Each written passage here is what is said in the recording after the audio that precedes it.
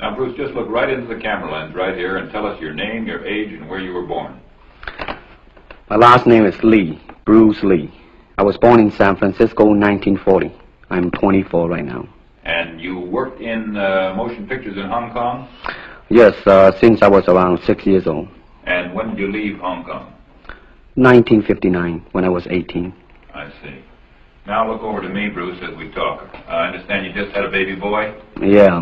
And you've lost a little sleep over it, have you? 3 nights. And tell the crew what time they shoot the pictures in Hong Kong.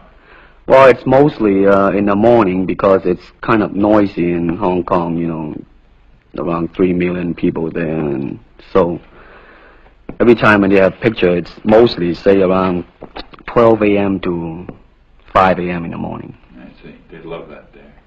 And you went to college in the United States? Yes. And what did you study? Philosophy. I see. Now, you told me earlier today that karate and jiu-jitsu are not the most powerful of the best forms of Oriental fighting. What is the most powerful of the best form?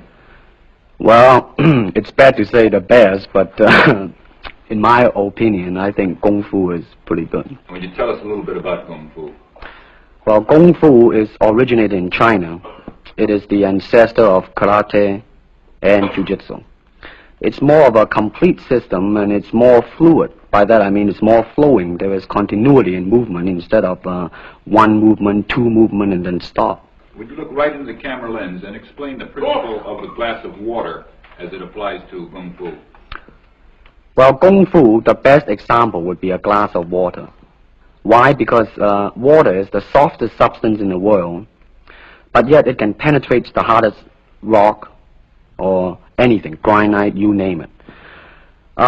Water also is insubstantial. By that I mean you cannot grasp hold of it. You cannot punch it and hurt it.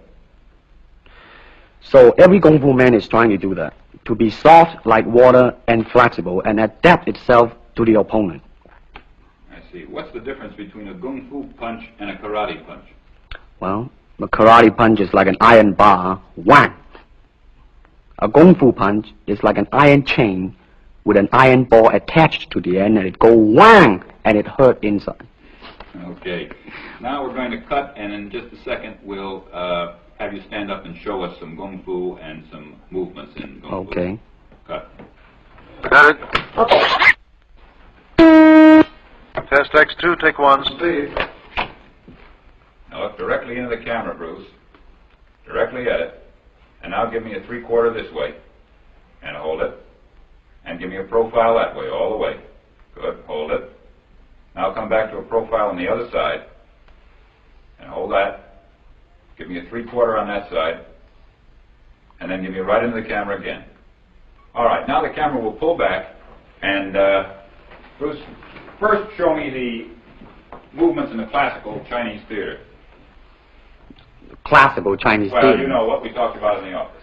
How they walk and how they start to move. Well, in Chinese opera, they have the warrior and then the scholar. The way the warrior walk will be something like this. Walking this way, straight, come out, bend, straight, and then walk out again. An ordinary scholar would be just like a female, a weakling, 90 pounds in child atlas. You'll be just walking, you know, like a girl, real, shoulder up and everything. So by the way they walk, you can immediately tell who they Right, what character they represent. Now, show us some Kung Fu movements. Well, it is hard to show it alone, but I will try to do my best. All right, maybe one of the fellows will walk in. You want to walk Yeah, in? it would be... Go ahead. Go ahead. Go ahead. Come on, lady. Okay. Although accidents do happen, but, you know... There are various kinds of strike. It depends on where you hit and what weapon you will be using. To the eyes, you would use fingers. Don't worry. To the eyes. Or straight at the face, from the waist, everything on. Hold it just a minute. Let's move this gentleman around this way so you're doing it more into the camera. Okay, swell.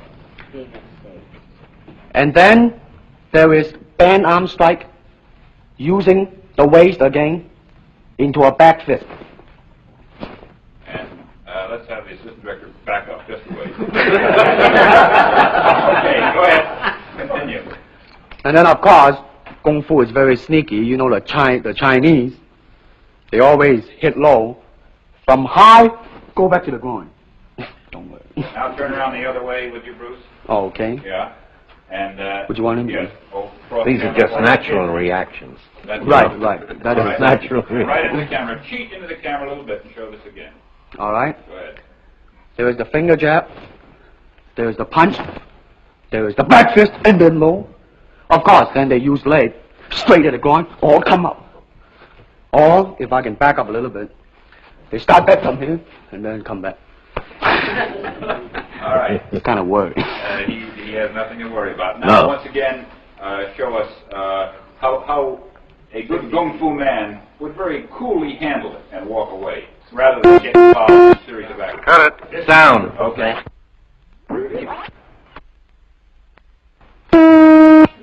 Test X2, take 2. Speed. Now, Bruce, so that we can clearly see what you're doing this time, we'll face the fact that there's nobody there. Show me now the difference between jiu-jitsu, which is long and involved, and Kung Fu, which is very quick if you have an opponent.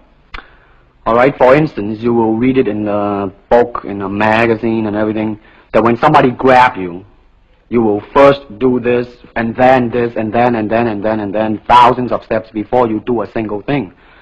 Of course, these kind of magazine would teach you to be feared by your enemies and admired by your friends and everything. See? But in Kung Fu, it always involves a very fast motion. Like, for instance, a guy grabbing your hand. It's not the idea to do so many steps. Step him right on the instep. He'll let go. This is what we mean by simplicity. Same thing in striking and in everything. It has to be based on a very minimum motion so that everything would be directly expressed. One motion.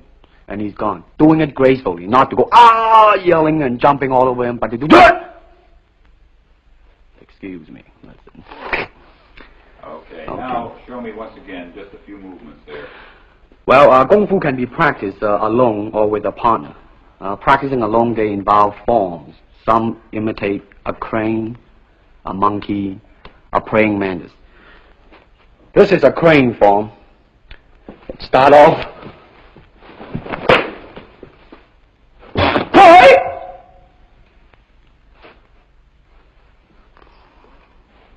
This is one of the movement involved. Show us one more movement, and then we'll be all through. Okay, I'm glad to hear that. They have the tiger that start like a tiger, using claw to claw the face, or the beak of the crane to the eyes move.